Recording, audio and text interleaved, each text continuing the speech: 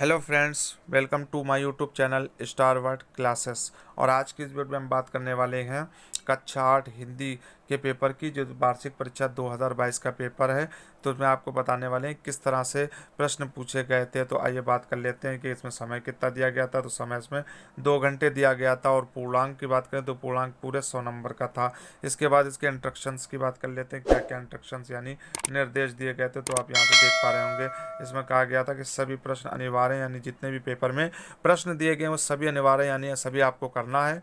प्रश्नों के निर्धारित अंक उनके सम्मुख दिए गए हैं, यानी प्रश्नों के बाद उनके सभी अंक लिखे हुए हैं कि किस प्रश्न पर आपको कितने नंबर मिलने वाले हैं। अगर पहले प्रश्न की बात कर लें यहाँ से, तो निम्नलिखित गद्यांशों एवं पदांशों में से किसी एक का संदर्भ सहित अर्थ लिखिए। यानी ये आपका गद्यांश है, और जो कविता टाइप का होता है उसको हम पदांश कहते हैं। तो इनमें से किसी एक का ही आपको अर्थ लिखना है, दोनों का नहीं लिखना है। जैसे खाक में देख लेते हैं कि इसमें लिखा हुआ है, पग घुंघरू बांध मीरा नाची रे। तो आपने ये गाना भी सुन रखा होगा, पग घुंघरू बांध मीरा नाची रे। तो इन्हीं से मीरा से ही है, उसी का ये पैराग्राफ है। इसका भी अर्थ आपको लिखना है। अगर प्रश्न 2 की बात कर लें तो प्रश्न 2 यहाँ से क्या है कि निम्नलिखित संस्कृत अवतरणों में से किसी एक खंड का हिंदी में अनुवाद करना है, यानी अर्थ लिखना है। तो यानी का भी अर्थ लिख सकते हैं या खा का लिख सकते हैं। किसी एक का यहाँ पर आपसे कह दिया गया है, किसी एक खंड का आपको हिंदी में अनुवाद लिखना है। आप दोनों का लिखने की कोशिश ना करें। अगर प्रश्न 3 की हम यहाँ से देखें कि प्रश्न 3 में क्या कहा गया है, तो आप साफ देख पा रहे होंगे कि निम्नलिखित में से किसी 3 यानी किसी 3 के प्रश्नों के उत्तर लिखना है।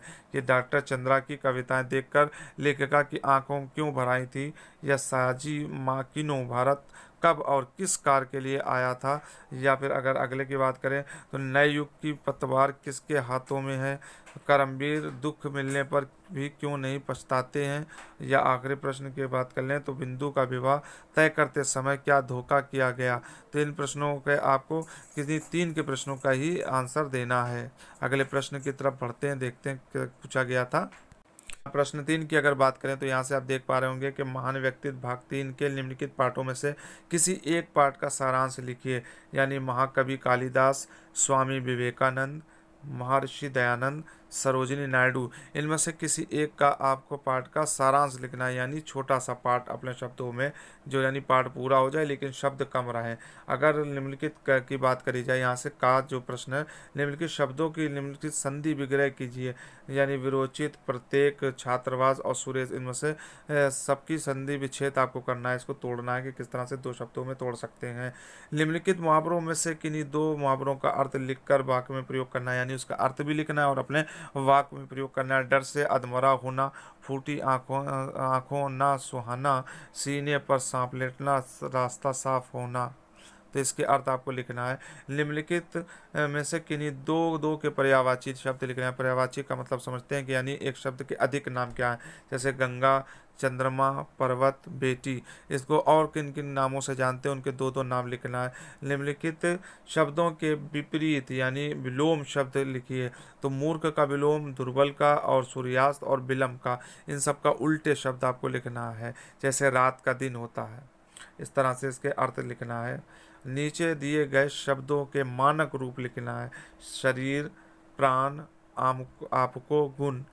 ये इसके आपको क्या लिखना है, मानक रूप। और मिलने वाले यहाँ से आपको 2 नंबर। इसके बाद में अगर हम का की बात करें तो यमक अलंकार की परिभाषा पूछी गई है कि यमक अलंकार की परिभाषा और उदाहरण भी देना है।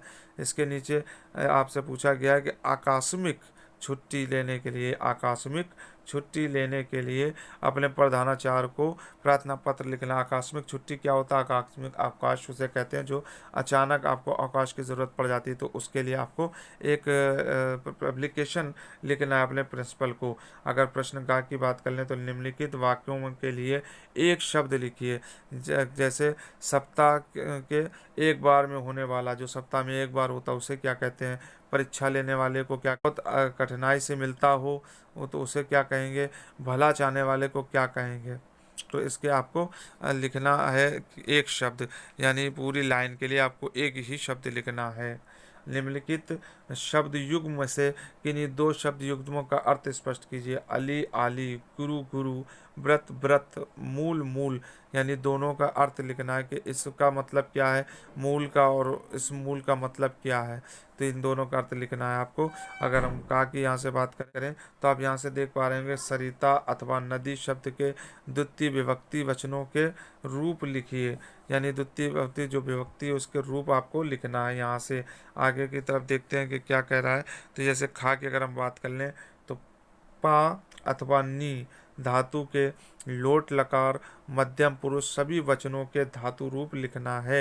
अगर हम प्रश्न की बात करें आखिरी, तो आखिरी प्रश्न में क्या हमसे यहाँ पूछा गया है, तो यहाँ पर आपको दिया गया निम्नलिखित में से किसी एक विषय पर, कि 4 विषय दिए गए हैं, चारों पर नहीं, किसी एक विषय पर कम से कम 3 पृष्ठों का निबंध लिखना है। यानी 3 पेजों का यहाँ से आपको निबंध लिखना है।